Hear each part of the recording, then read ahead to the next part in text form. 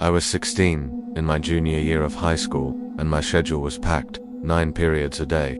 5th period was lunch, and right after that, I had astronomy. Our astronomy class was held in one of only 2 basement classrooms in the school. My high school was huge, with 3 full floors, but even that wasn't enough to fit all the classes. So, the school had converted an old janitorial space in the basement into 2 makeshift classrooms. It wasn't exactly the friendliest place to be when it was empty, a little eerie, if I'm being honest. They had tried to make it look like a normal hallway, but there were still no intercoms or loudspeakers down there, which meant morning announcements never reached us. That's why they never scheduled first period classes in the basement. Everyone nicknamed it the chamber. It was actually a popular spot to have classes, not just because the work was usually easier, but also because it was air-conditioned and even had its own bathroom. That day we had a quiz in astronomy. I usually finished first since the class came easy to me, and after handing in my paper, I texted my friend JJ, who was in the other basement classroom, to meet me in the bathroom. I was bored, and he said sure. A few seconds later, the door opened, and JJ walked in. We messed around, joking and talking, until he glanced at his phone and said someone had just texted him that the school was going into lockdown. We looked at each other and grinned. Since neither of our teachers knew we had left our classrooms, this meant we basically had free reign of the school during lockdown. We decided to sneak upstairs and wander the halls, just for the thrill of it. Worst case, we could say we didn't hear the announcement down in the basement, but when we pushed open the basement door to the main floor, we were caught off guard. All the lights were off, the hallways were almost completely dark, except for a pale glow spilling in from the lobby doors. Usually, the lights stayed on during lockdown. Something serious was going on. The dark hallways, the sudden lockdown. It was enough to make both of us wonder if walking around was even a good idea. JJ stepped farther into the hall, and I followed. Then he froze, squinting ahead. "Who's that?" he asked. I looked, and out of the darkness, a figure began to emerge. At first I thought maybe it was a teacher, but as he got closer it became clear he wasn't dressed like anyone on staff. His clothes were ragged, his appearance unkempt. He looked homeless. "Alright, let's go," I muttered, and we turned quickly back toward the basement. He had definitely seen us, whoever he was. We didn't want to stick around to find out more. Both basement classrooms were sealed shut, lights off. Not wanting to draw attention, we ducked into the bathroom instead. First thing I did was kill the light. We slid into the farthest stall, crouching in the dark. The silence was thick, no hum of ventilation, no background noise, just our breathing, and an occasional drip from the sink. Then, the bathroom door creaked open. Light from the hallway spilled in for a split second before the door closed again, plunging us back into pitch black. We held our breath. Footsteps began moving across the tile, slow and deliberate, heading in our direction. They stopped just a few feet away. That's when we heard it. Heavy, ragged breathing, like whoever it was had been running. Fear tightened my chest.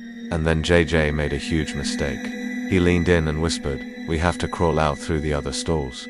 The room was so silent, his whisper carried. The breathing outside our stall stopped. Then came the sound of the stall door being pushed. "Go, go," I hissed. We dropped to the floor, crawling under the divider to the next stall, then the next, until we finally reached the far side of the bathroom. Behind us, the banging started, hard, furious, pounding on the stall door we'd just left. We sprang to our feet, yanked open the bathroom door, and light flooded in. In the corner, we saw him, the same man from upstairs. We bolted straight to JJ's classroom, pounding on the door until the teacher let us in.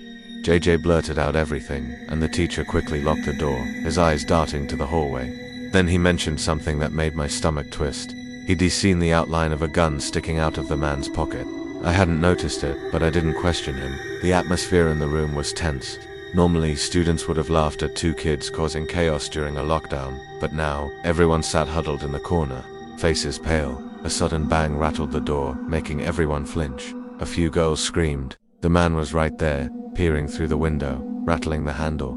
After several angry bangs, he turned and walked back toward the stairs. We stayed like that for what felt like forever, over an hour. The room silent, except for the teacher, as occasional hushed questions to us, shaking his head at our answers. Finally, a call came from upstairs.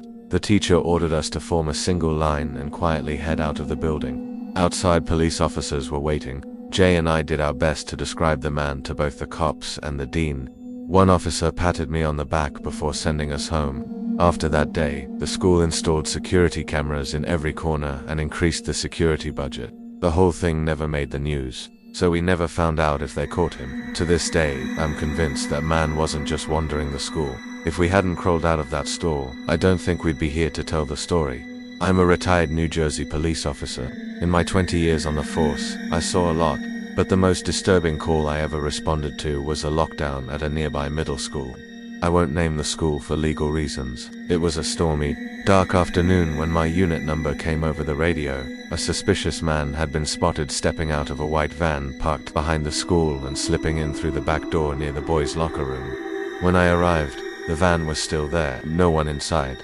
All doors and the trunk locked. I went in through the red side door that opened into the gym hallway, just steps from the locker rooms. The entire school was dark, main lights off, only faint shadows stretching across the floor. I pulled my flashlight from my belt and started down the hallway.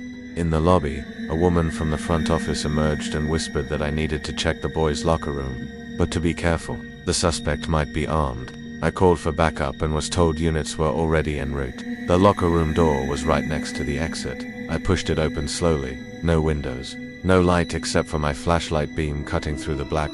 The only constant sound was a faint hiss from an overhead vent, but under it, I caught something else. Small metallic taps, faint scratching, a soft ding against the lockers. I should have announced myself, but the tension was suffocating. I stayed quiet, gun in one hand, flashlight in the other, moving between the rows. No matter where I stepped, the noise seemed to come from the other side. In the corner near the bathroom door, a sudden slam echoed from the adjacent football locker room, making me jump. There was no doorway between the rooms, just an open entry, and these lockers were massive, 3 times the size of the others. I finally steadied myself and shouted, "Police." Immediately, a muffled voice cried out, "Help," followed by pounding on a locker door. I found him, a boy locked inside, my stomach twisted. I told him I'd be right back, called for backup again, and ran outside to check the van.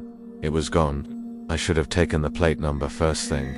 I radioed dispatch with a bolo and returned to the front office, telling staff to end the school day immediately.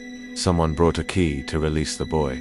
He'd been held at knife point, the man trying to quietly force him toward the van. The boy's arm was bleeding from where he'd been cut resisting. A week later, the van was found in a 7-Eleven parking lot. The suspect was arrested and identified. Sometime after retiring, I had my own close call, and this time I was the potential victim. I was staying at a Hampton Inn in New Jersey while visiting Rowan University. I was alone. My family couldn't make the trip. After touring campus and grabbing dinner, I returned to my room around 8 p.m., planning to head back the next day. About an hour later, a sudden alarm went off in my room. A white light began flashing from the ceiling, and a recorded message repeated every 20 seconds. "Attention Hampton Inn guests. Please remain in your rooms. This is a lockdown." I'd never even heard of a hotel lockdown. Eventually, the alarm stopped, but the light kept flashing, and the message continued. I brushed my teeth, changed, turned off the lights, and got under the covers. Then the room phone rang. I answered, expecting the front desk to tell me when the lockdown would end. Instead, a woman's urgent voice told me to remain calm, and to walk out of my room immediately. I asked her why. "There's somebody in the room with you," she said. I dropped the phone, heart pounding, and scanned the room. Under the bed, empty. Bathroom empty. Then I saw it. The sliding wooden closet door, open just a crack. Through that sliver, a face stared back at me. For a split second, I couldn't process what I was seeing. Then the door slid shut. I bolted, flinging the room door open and sprinting to the lobby. The front desk staff showed me security footage from an hour earlier. A man roaming the hallways, checking doors, then opening mine with a stolen key card. He'd been in there the whole time. When police arrived, they took him out in handcuffs. Short, 40s, unshaven. As he passed me, he locked eyes like he knew me.